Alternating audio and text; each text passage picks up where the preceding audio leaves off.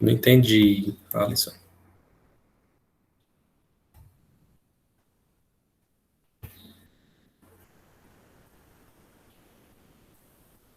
Fazer uma videoaula na Trish? Conheço não.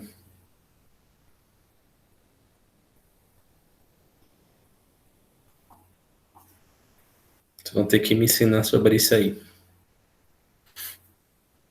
Bom, gente, a gente fala mais sobre isso no final, tá bom? Fiquei curioso.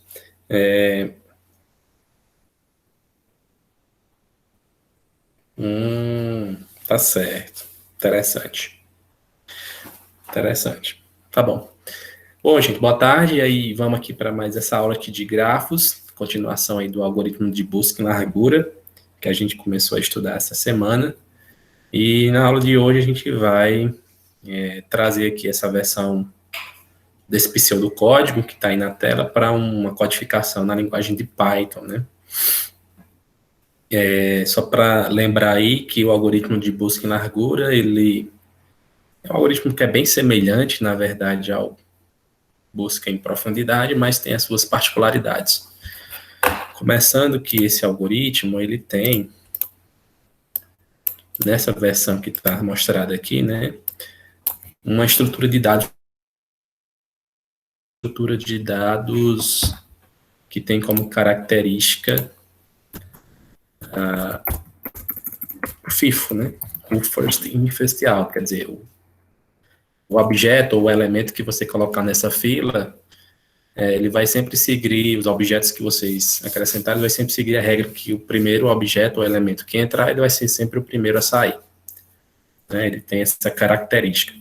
Fazendo um contraponto com o algoritmo de busca em profundidade, aquela versão sem recursão, a gente usou uma estrutura de dados lá também que tem a característica de LIFO, né, que é a pilha, lá no DFS, que é o Last In, First Out. O último que entra é o primeiro que sai. Né? Tem essa diferença aí, né, entre esses dois algoritmos. Eu diria que usam a mesma estrutura, mas com características de entrada e saída diferentes, né? O que são os pontos chaves do algoritmo, né? Então, era essa pequena lembrança que eu queria fazer antes da gente, de fato, entrar aqui na codificação, né? Pois bem, esse algoritmo, ele pode ser implementado aqui como sendo uma função, né? Essa parte do código que está aqui, aquela parte do código chamada de load lista, que é basicamente o código que a gente já viu, que é para carregar as informações de um arquivo TXT e colocar essas informações numa lista de adjacência que vai representar aqui o nosso grafo. Né? Essa parte do código aqui a gente já viu, já está lá no Cigar, então acredito que todo mundo já tenha conhecimento aí. A única coisa de diferente que eu acrescentei, mas nem é necessário, dependendo do como você queira fazer, é essa biblioteca collections que eu estou importando aqui. Dela, estou importando um deck, que na verdade é uma fila, né? Mas dá para simular uma fila aqui na linguagem de Python com uma lista. Então eu quis trazer essa biblioteca porque eu acabei dando uma pesquisada e queria aprender um pouco mais também sobre ela, então eu acabei trazendo ela aqui. Ok? Pois, considerações iniciais feitas, vamos colocar a mão na massa, né? Codificar. Pois bem, para começar, vou tentar fazer um código que seja exatamente semelhante a esse pseudocódigo que está aí, ou que Python tem essa vantagem do código ficar muito parecido, né, com o pseudocódigo. Então, vamos aqui linha por linha, e aí qualquer dúvida que for acontecendo, vocês vão falando aí para mim, tá? Função DFS, para criar uma função no Python, é def, vou chamar aqui do mesmo nome, DFS. Perceba que aqui no pseudocódigo ele está recebendo como entrada o grafo e um S, onde esse S vai representar o vértice raiz, o vértice que a gente quer começar a busca em largura, né? Por questões técnicas do código, eu vou colocar só o S, né? Porque esse grafo aqui, ele está sendo representado aqui no código por essa lista de adjacência. Então, como ela está sendo retornada aqui, essa variável lista de adjacência, com essas informações, ela vai ser considerada como uma variável, digamos, global, que já vai ser conhecida aqui na função DFS, mas se vocês quisessem colocar também, eu colocaria o G aqui, mas eu acho desnecessário. Tá? Bom, função DFS. Então, a primeira coisa que a gente faz aqui na função DFS é linha 1, a linha 3, que é um laço de repetição, que vai passar aqui por todos os vértices e fazer algumas inicializações em vetores, que a gente chama geralmente vetores auxiliares, né?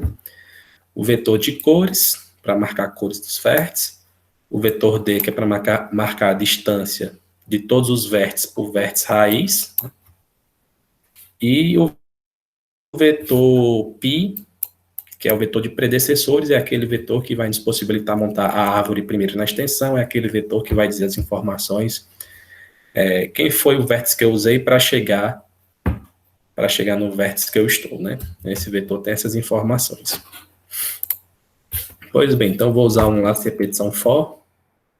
A variável que ele está usando aqui no pseudocódigo é u, né? Então eu vou usar ela aqui também, para o in. Como eu quero simular aqui todos os vértices do grafo, né? Eu não sei quantos vértices são, mas eu tenho essa informação do arquivo, né, txt.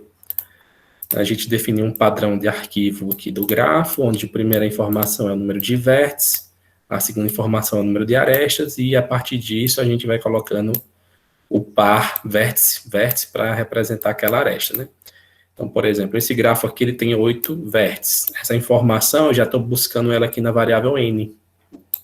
Então, no nosso grafo aqui, no nosso código, esse n aqui já vai representar a quantidade de vértices que tem no grafo, né? Então, vou usar essa informação. Perceba que eu estou retornando ela aqui, então eu posso usar essa variável n aqui, ó. Range n. Esse range n, né? Esse range é digamos assim, uma função que me permite criar valores. Como eu estou passando só o n, digamos que o n tem a valor 8, então eu estou criando digamos assim, um vetor de 0, 1, 2, 3, 4, 5, 6, 7, 8. Opa, 7. Que, no nosso caso aqui, representa exatamente os vértices do 0 a 7, mas a gente sabe que, na verdade, é de 1 a 8, né? Os vértices de 1 a 8 são esses vértices que estão aparecendo aqui. Então, exatamente essa informação, porque os vetores aqui são indexados a partir do 0, né? Aqui é um padrão. Algumas linguagens permitem você indexar com valores negativos, mas, por padrão, vamos começar do 0 em diante, né? Bom, então, aqui dentro do for, a gente vai dizer que a cor do vértice U recebe branco. A distância do vértice U recebe infinito, então vou colocar aqui none, que é uma coisa para simular aqui, né? E vou colocar aqui o π do U também recebe none, para simular aqui o nulo e infinito. Geralmente, uma coisa que eu gosto de fazer em programação é que perceba que esses vetores cor, D e π, eles não foram criados ainda, né? E geralmente eu gosto de criar esse tipo de vetor, como eu já sei de antemão qual é o tamanho deles, e é um tamanho que não vai aumentar durante a nossa codificação, eu já vou criar eles aqui embaixo. Porque aqui eu só atribuo a informação que eu quero. Então, já vou criar eles do tamanho exatamente que eu quero, né? Então, vou dizer que cor vai receber uma lista vezes n, né? Eu vou colocar aqui, sei lá, nome. Vou fazer isso para cada um deles. Estou criando aqui um D. Estou criando aqui um π. Isso aí é como se eu estivesse criando aqui, por exemplo, pegando aqui o D como exemplo, em cada uma das casas do vetor, eu estou criando um vetor assim, né? Cada um. Depois eu vou substituir cada um desses nomes aqui pela informação correspondente, para facilitar. Pois bem, linha 1 a linha 3 está implementada. Vamos aqui para a linha 4. A linha 4, ela também é uma linha de inicialização, porque eu vou atribuir ao vértice que eu estou passando, né? O vértice que eu estou passando para começar a busca, algumas informações. Então, aqui fora do laço for, eu vou dizer que a cor do vértice S, né? Esse S aqui que eu estou recebendo como parâmetro, recebe cinza. A distância dele para ele mesmo é 0, como a gente já viu, e ele não tem nenhum predecessor porque ele é o vértice raiz. Então, vou deixar como nome mesmo. E aí eu fiz a linha 4.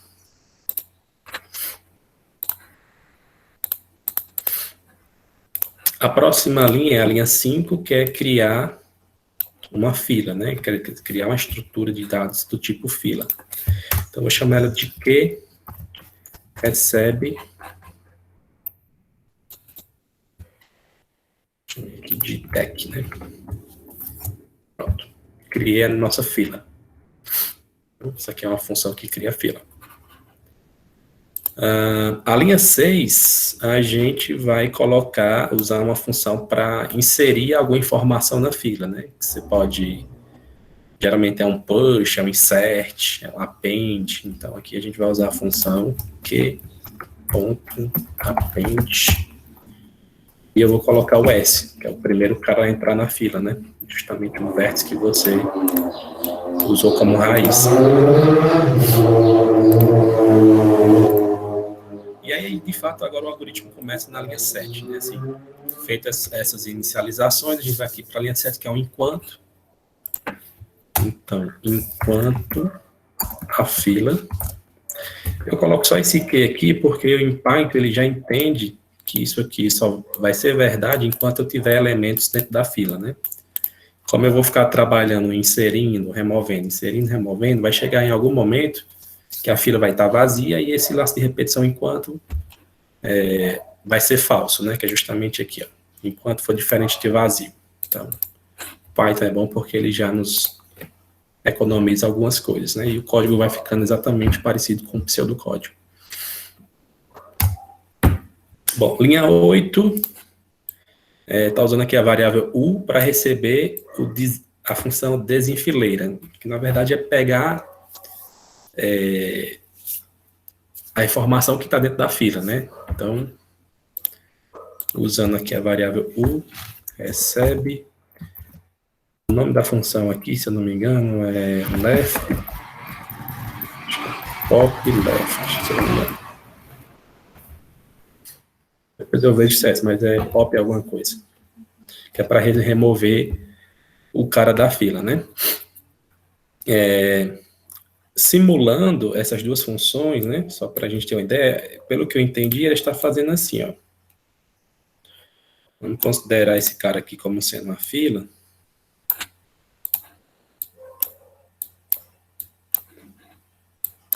A função append, ela está inserindo no final. Então, por exemplo, ela primeiro coloca um elemento aqui, sei lá, 8, 9, né?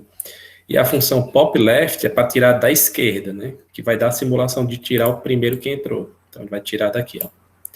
A função sempre insere no final, essa função append, e a função pop left sempre vai retirar da esquerda, para simular o first in, first out, né? Pois bem.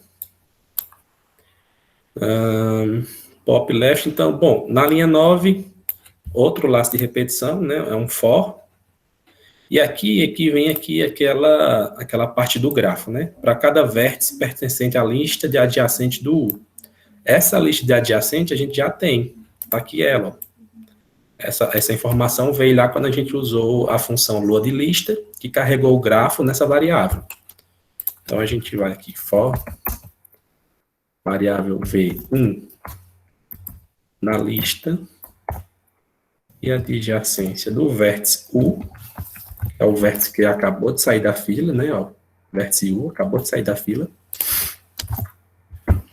Para cada vértice que tiver nessa lista, deixa eu subir aqui esse carinha para ficar mais fácil, né? A gente está aqui agora na linha 10. Para cada cara que está aí na lista, eu vou perguntar se a cor do vértice V é igual a branco. Se isso for verdade, então eu vou dizer que a cor do vértice V agora vai receber a cor cinza, para dizer que eu já cheguei nele. Eu vou dizer que o predecessor dele, π de V, é o vértice U, quer dizer, eu estava no vértice U e cheguei no vértice V. E a distância do vértice V é a distância do vértice U que eu tenho no momento, mais 1. E aí eu consegui fazer exatamente essa codificação aqui.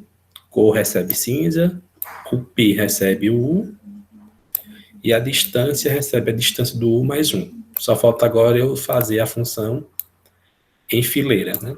A função em fileira, eu vou pegar aqui nossa fila, ponto append, e vou inserir o vértice V na fila.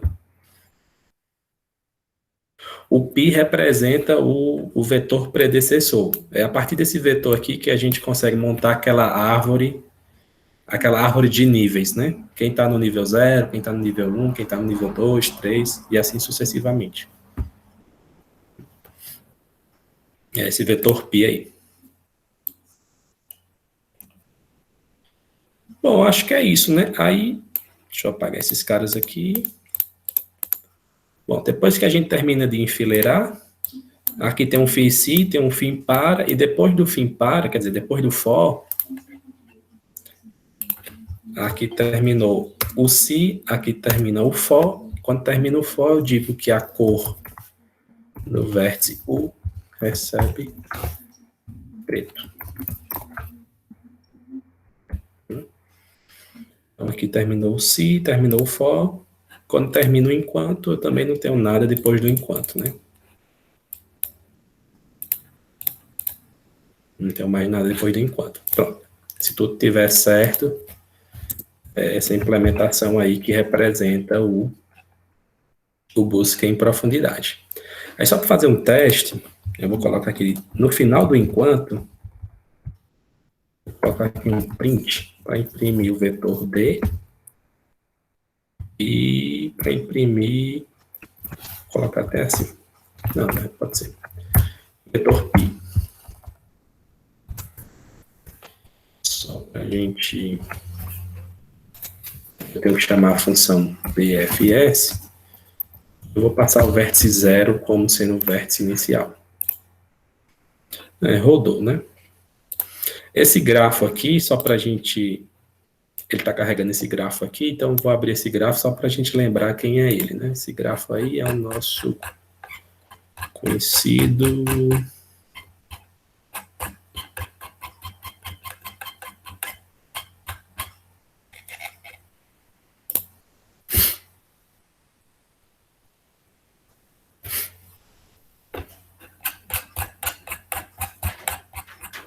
pronto, é esse grafozinho aqui vermelho.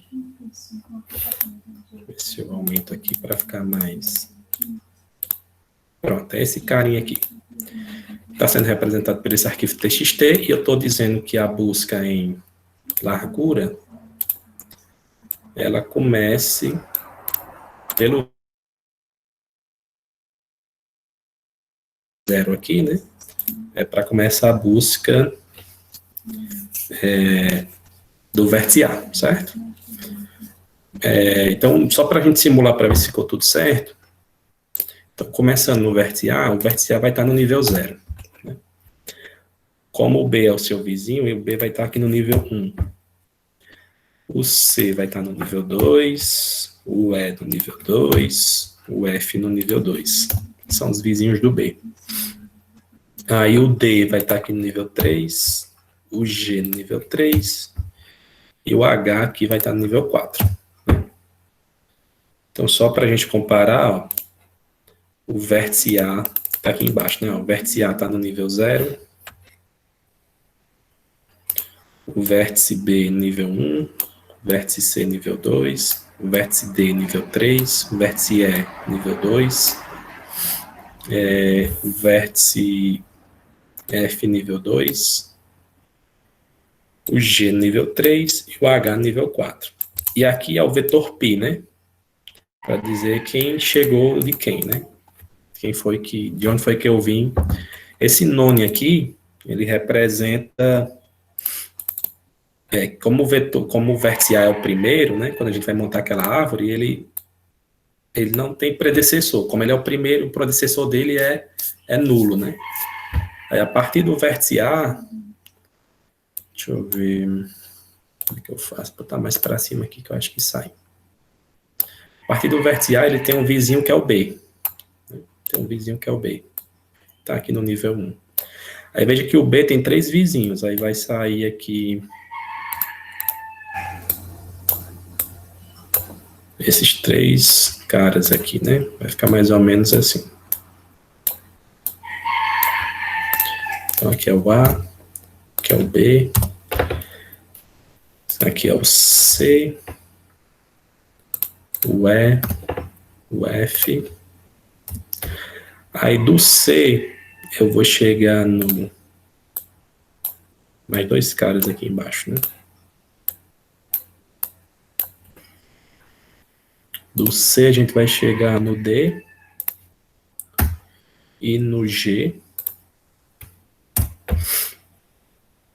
E do vértice E para ninguém, do F para ninguém.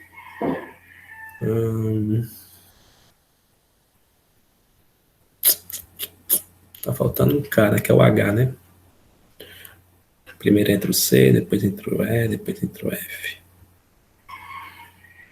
Tá, é do D.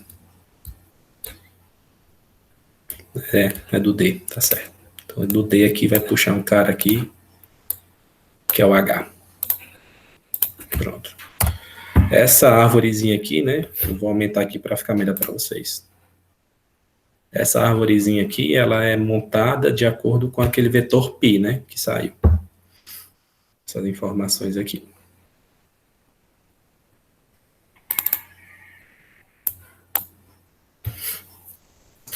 Professor, só uma pergunta. Oi.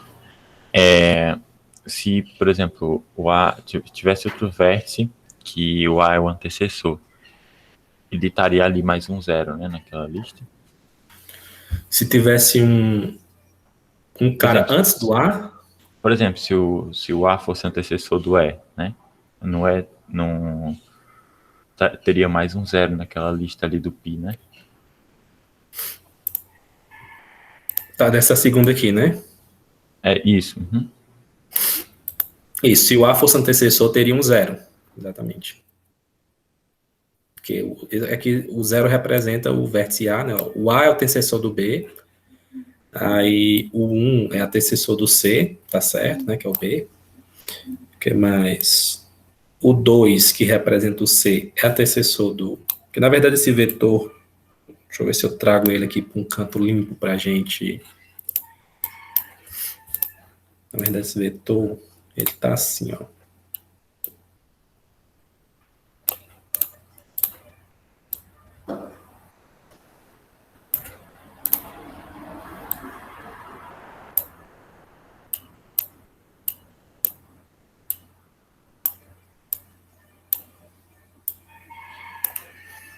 Precisar de mais um aqui. Aqui em cima tem os vértices, né? A, B, C, D, E, F, G e H. E aqui dentro tem as informações. No nulo, aí aqui é o vértice A, aqui é o B, C, D, B, C, B. Representando o de cada um, né? Então aqui tem esses caras que estão em cima são os vértices e os caras que estão dentro aqui são os predecessores dele, né? Então, para me chegar no B, eu tive que sair do A. Para me chegar no C, eu tive que sair do B. Para me chegar no F, eu tive que sair do B. Essa é a ideia. Ficou bem claro agora. Obrigado, professor.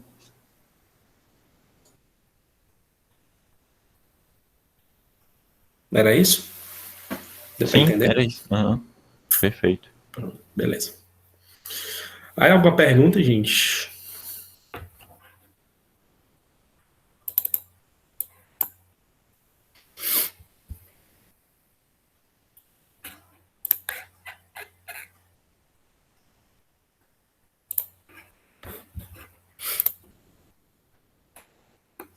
Se não tiver nenhuma pergunta, eu tenho uma pergunta.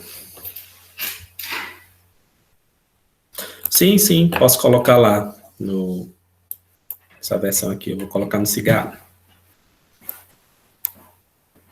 para vocês quiserem estudar, etc. Fazer alguma modificação, enfim.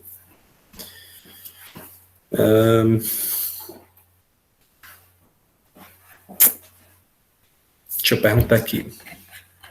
Na opinião de vocês, que vocês já estudaram, vocês já viram, implementaram, etc. Tem algum dos algoritmos que a gente viu aqui, DFS e BFS? DFS e BFS. Algum desses dois algoritmos que vocês acham que ele executa mais rápido do que o outro? Se sim, qual seria ele? Tipo, o que eu quero saber é, vocês saberiam dizer qual é a complexidade desses algoritmos? Vocês conseguem entender isso? Já viram alguma coisa parecida? Um é mais rápido que o outro, um é mais lento, ou depende, como é que é?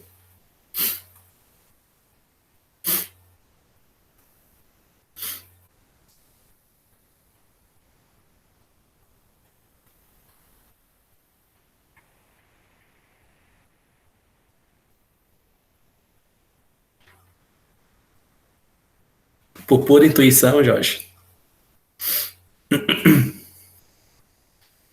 Então, vou melhorar aqui a pergunta para ver se a gente consegue chegar num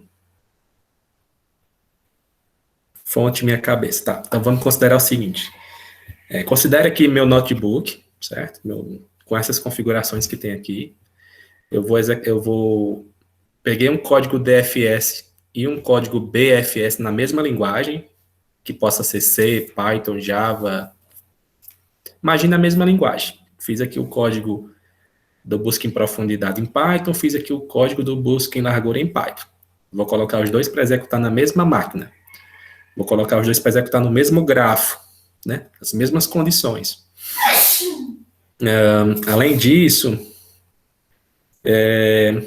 eu estou usando a melhor versão que eu tenho, assim, tipo, estou usando a melhor estrutura, o código está todo otimizado, eu fiz da melhor forma possível.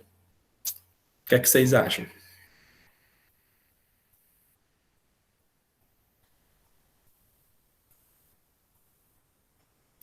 Vou fazer os dois na versão sem recursão, que é para ninguém ficar chateado com ninguém.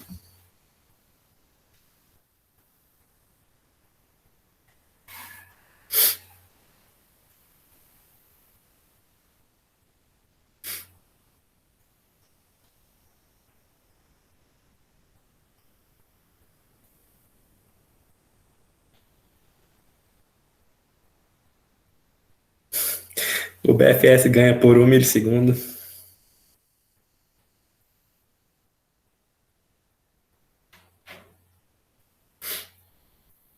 Perceba que essa situação que eu escrevi para vocês, ela é uma situação que mesmo usando a mesma máquina, mesma linguagem, código todo otimizado, né? Mesmo grafo. Então, quando eu falo de complexidade, a gente é difícil, né? Porque o cara pode dizer, naquela hora que você rodou o sistema operacional, trocou de processos, não usou todas as threads. Então, geralmente, quando a gente fazer essa análise de algoritmo, a gente pode sair por um outro caminho, né? Que é fazer uma análise de complexidade do algoritmo. Então, de uma forma intuitiva, eu vou tentar passar aqui a complexidade do algoritmo DFS, depois eu faço a complexidade do algoritmo BFS e aí a gente chega na conclusão. Né? Vou pegar essa versão aqui com recursão, mas a ideia é a mesma para a versão sem recursão. Só ver que tem mais if, né? Um pouquinho mais do que isso. Vamos aqui nós. Esse pedaço do código aqui, ó, do DFS, linha 5 a linha 9, ele é um código particular porque, veja bem, esse cara aí, esse pedaço do código, ele garante, é um laço de repetição, né, ó, é um laço de repetição for, que vai se a gente for traduzir para código, né, assim, é como se ele estivesse dizendo assim, para escrever em C, só porque faz tempo que eu não implemento. Quer dizer, se N, quando a gente for escrever, se esse N é a quantidade de vértices do grafo, é porque esse laço de repetição está dizendo que eu vou passar por todos os vértices do grafo, certo? O que isso significa? Se você pegar um grafo que ele não é conexo, o que é um grafo não conexo? Imagine que essa bola aqui é uma componente conexa, são vértices que são conexos, aí você tem outra bola aqui que são outros vértices conexos, e você tem outra bola. Tudo isso aqui faz parte do mesmo grafo, né? Então, quando você começa uma busca em profundidade num vértice que está aqui, tem um vértice que está bem aqui, né? Aí sua busca vai rodar, aí vai voltar, e acaba. Só que esse laço de repetição, aqui, ele garante que vai começar uma nova busca, sei lá, num cara que está bem aqui. Aí vai rodar, depois voltar. Aí esse laço de repetição garante que vai começar uma nova busca num cara bem aqui. Aí rodou, depois voltou, que é o backtrack. E aí depois a busca termina. Né? Então quer dizer que no pior caso, independente do grafo, no busca em profundidade, a gente sempre vai testar todos os vértices. Né? Isso aí eu sei medir, eu sei qual é o tamanho eu sei quantos vértices tem, a cardinalidade e ver. Concordo que esse laço de repetição garante que eu vou passar por todos os vértices? Isso aí é verdade, não tem como eu fugir disso.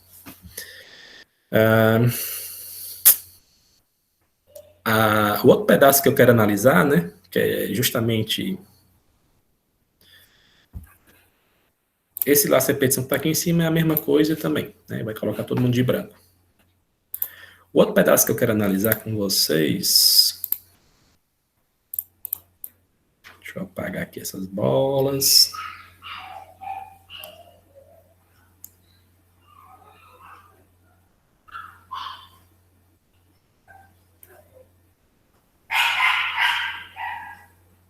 É esse pedaço aqui, ó.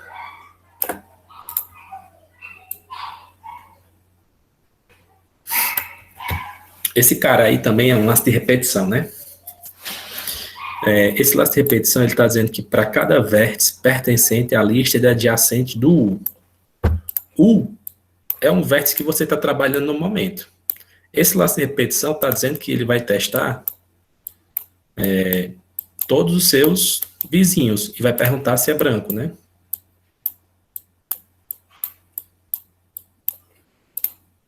Esse cara aqui é o nosso U. Então, em algum momento, ele vai testar aqui, esse vértice aqui é branco? Se for, pelo algoritmo, você vai para ele, e o algoritmo de busca em profundidade também vai testar os vizinhos desse cara aqui. A ideia é essa, né? Então, em algum momento, ele vai voltar para o U, vai testar se esse cara aqui é branco, depois volta para o U, testa se esse cara aqui é branco, testa se esse cara aqui é branco, testa se esse é branco, testa se esse é branco. Então, o que eu estou querendo dizer? Que esse laço de repetição me garante que eu vou passar por todas as arestas do grafo. Eu vou, pelo menos, testar ela, né? Dá para perceber isso? Que eu vou passar por todas as arestas? Por que eu vou passar por todas as arestas? Porque esse cara aqui me garante que eu vou passar por todos. E se eu vou passar por todos os vértices, se eu vou passar pela lista de adjacência de todo mundo, então eu vou passar pelas arestas de todo mundo. Vou passar pelas arestas do grafo. Então significa que a complexidade desse cara é a quantidade de vértices que o grafo tem, mais a quantidade de arestas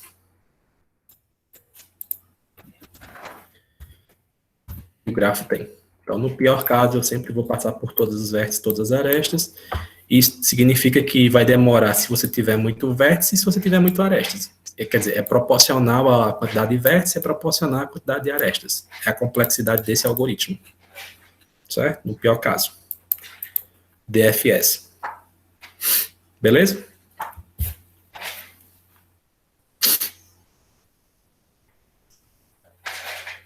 Posso. Qual parte? Jorge. Essa parte final? Pronto. Como é que... Na verdade, o que eu estou querendo dizer assim, a complexidade que a gente está fazendo aqui, ela está sendo... É como se você estivesse medindo a velocidade do algoritmo de acordo com o tamanho da entrada do algoritmo, né? O que é a entrada do algoritmo? É o grafo, né? Então, a gente está fazendo uma análise de complexidade para saber o quão rápido esse algoritmo, digamos assim, executa de acordo com a entrada do grafo. Quer dizer, se nesse caso aqui dá para ver que ele não é uma função quadrática, né? É uma coisa que é linear, né? É a quantidade de vértices que você tem mais a quantidade de arestas. O tempo que você vai demorar vai ser proporcional à entrada, digamos assim, certo? Esse primeiro laço de repetição do 5 ao 9, vou passar por todos os vértices. O laço de repetição do 4 ao 8, do outro lado aqui, me disse que eu vou passar pela lista de adjacência. O que é uma lista de adjacência? É um cara assim, né? Ó.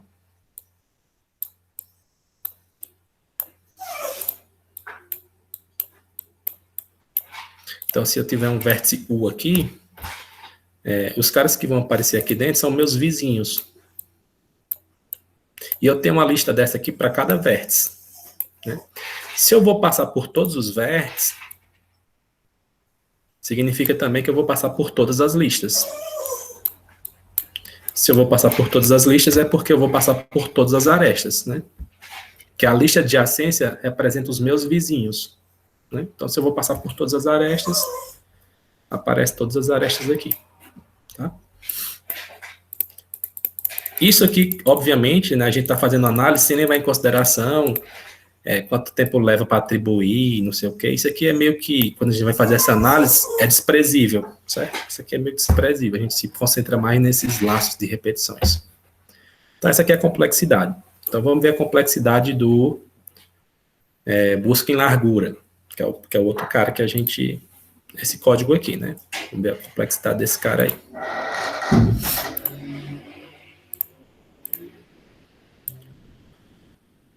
Bom, então, de cara aqui, ó, se a gente pegar aqui da linha 9 até a 15, o que é que está acontecendo aqui? Estou passando pela lista de adjacência de todo mundo, né?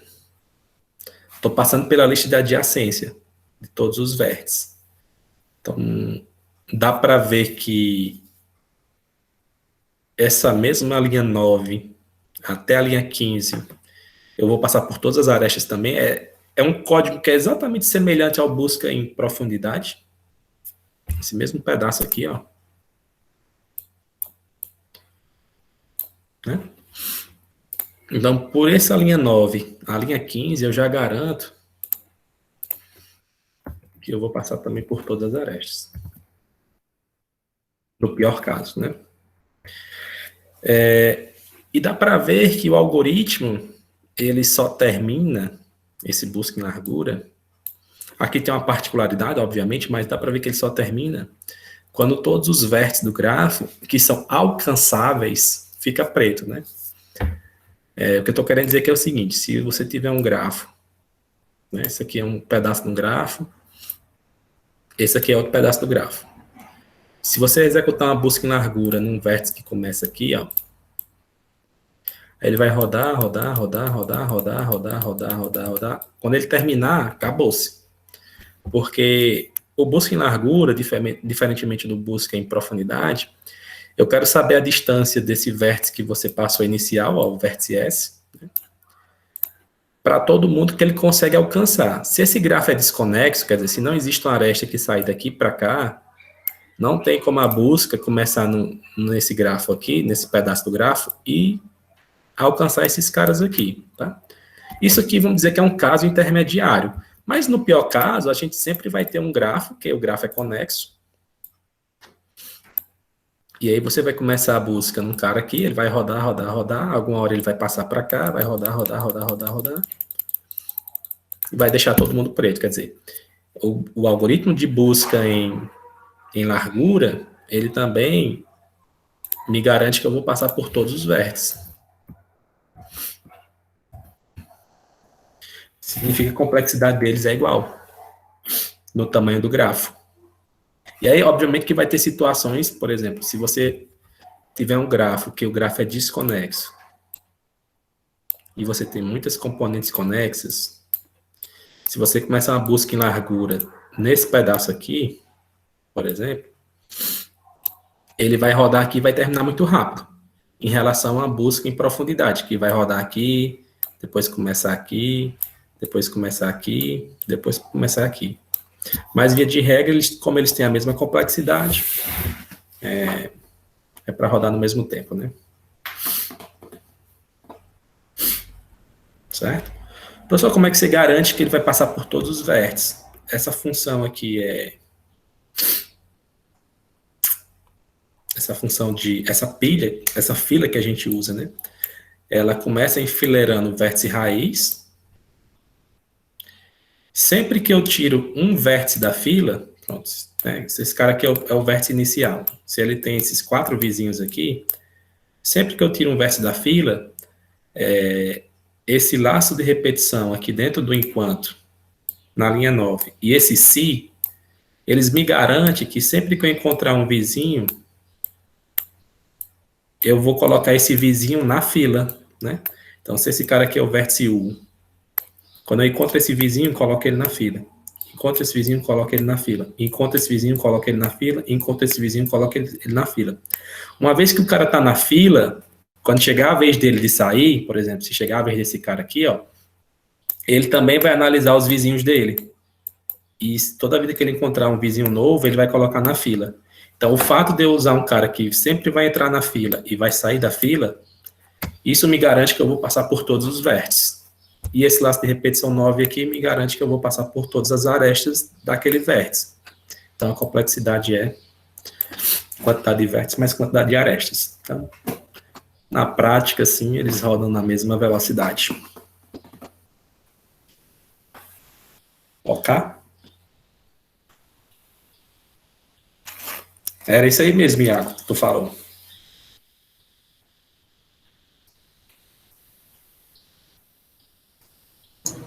Professor, eu tenho uma dúvida quanto à sintaxe lá do Python, que é aquele pop left. Ele apaga o conteúdo ou ele desaloca o espaço também? Ele faz as duas coisas. Esse pop left, ele vai tirar um cara que está na fila, colocar aqui na variável U, e ele vai tirar ele da fila também. Porque é por isso que quando em algum momento a fila fica vazia, essa repetição enquanto aqui, ele se torna falso, né? Então, no tempo de execução, só teria dois espaços, né, reservados. Que é a maneira que chega um vai apagando o outro, né? Não. Se você perceber, deixa eu ver qual é o exemplo que aparece. Pronto, nesse exemplo aqui, ó, vou passar bem rápido. A fila começa com o vértice B, aí o B saiu da fila, mas percebe que agora eu tenho um vértice, ele vai entrar o vértice A na fila e vai entrar com o F. Eu estou com 2 caras na fila. Aí o A vai sair, entrou o E, o F vai sair, o C, mas perceba que em algum momento ficou 3. Pode ficar mais do que 3, pode ficar muitos caras, na verdade, é porque esse grafo aqui não ajuda. Se a gente tiver um cara, se você pegar um grafo, que ele já começa com muitos vizinhos, quando se começar esse cara como raiz, aí na sua fila automaticamente já vai começar com 5 caras, depois dele, né? Você vai incluir cada um deles na fila. Esse cara aqui, aqui, aqui, aqui e aqui.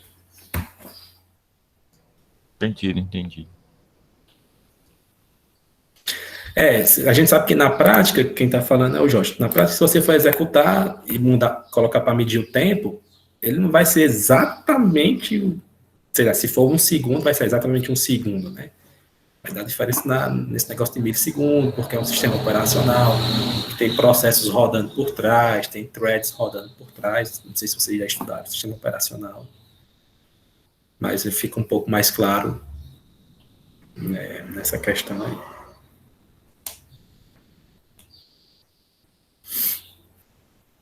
Qual a pergunta, Paulo? Da complexidade? Do tempo? Essa questão de complexidade geralmente é bem visto lá na disciplina de projeto e análise de algoritmo PA. Aqui eu vou mostrar as complexidades dos algoritmos daqui para frente, mas sempre mostrando assim numa versão mais mostrando mais a ideia do que de fato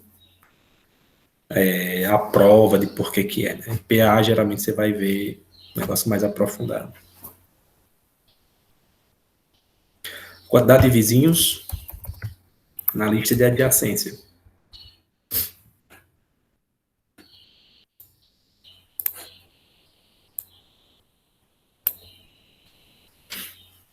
Essa informação está aqui, ó.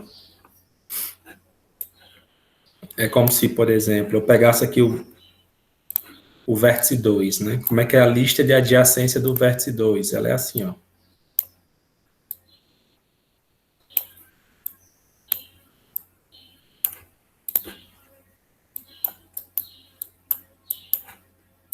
Tem o vértice 2 aqui. Então, o vizinho dele é 1. Não, vértice 2 não. Estou viajando. Espera aí que eu vou ajeitar. Que é o vértice C. O vizinho do C aí é o F. Ele tem um vizinho D e tem um vizinho G.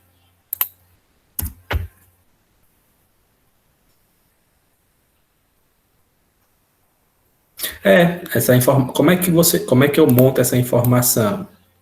Essa informação eu monto ela aqui, ó.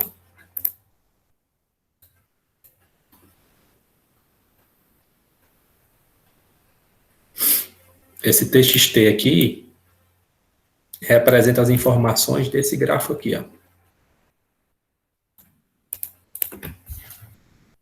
Esse grafo aqui está sendo representado por esse TXT aqui. Aí eu pego essas informações que estão aqui e transformo numa lista de adjacência para cada vértice. Para o vértice A, para o vértice B, para o vértice C, para o vértice D. Aqui? Ah, entendi. Pronto. Aqui é o seguinte, esse 8, sim, a tradução, o mapeamento, né? Entendi. Esse 8 aqui representa o número de vértices, ó, você tem 8 vértices, do A ao H. Esse 14 representa o número de arestas. Se a gente contar aqui, tem 14 arestas.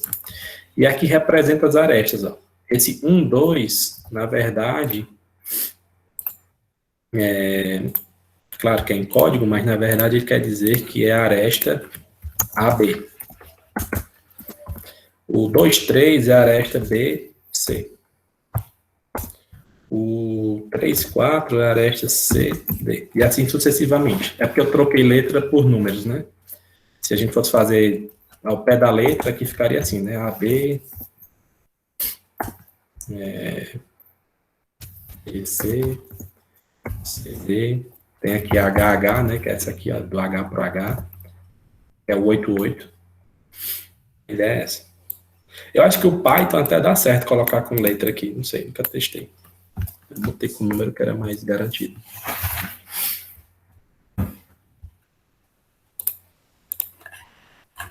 Mais alguma pergunta, gente? Dúvidas?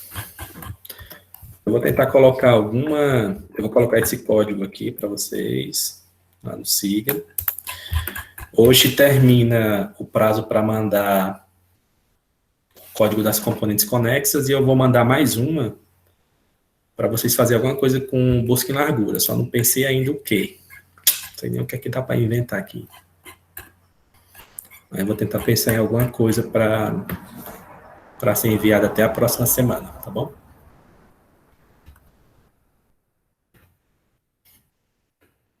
Olha aí o efeito recursão aí.